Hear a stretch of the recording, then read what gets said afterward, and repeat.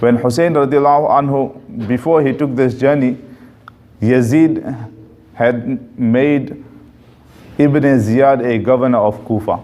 Now Ibn Ziyad, this person was a very notorious person. He was an oppressor of an extreme nature. So whoever came in his way, he would just kill them.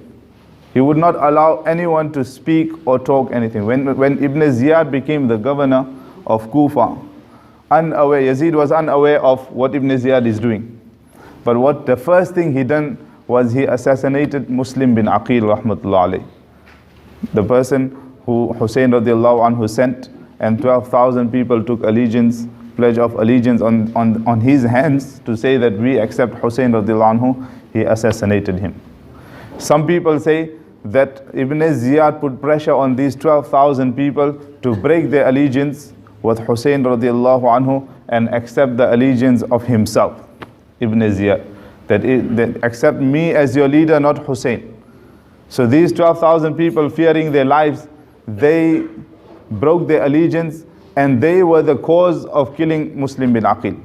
Both has been narrated. Nevertheless, after Muslim bin Aqil rahmatullah alayhi was assassinated, Hussein radiallahu anhu embarked on this journey. The news hasn't reached him. When he moved onto this journey, he comes to this place called Karbala, which we all hear about every time in Muharram.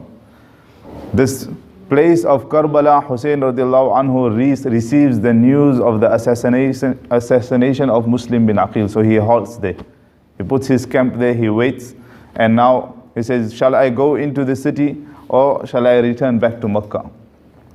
At the same time, Ibn Ziyad, when he hears that Hussein radiallahu anhu is coming, he dispatches these same people who took allegiance to Hussein. He says, go and capture your leader and bring him in front of me in Kufa.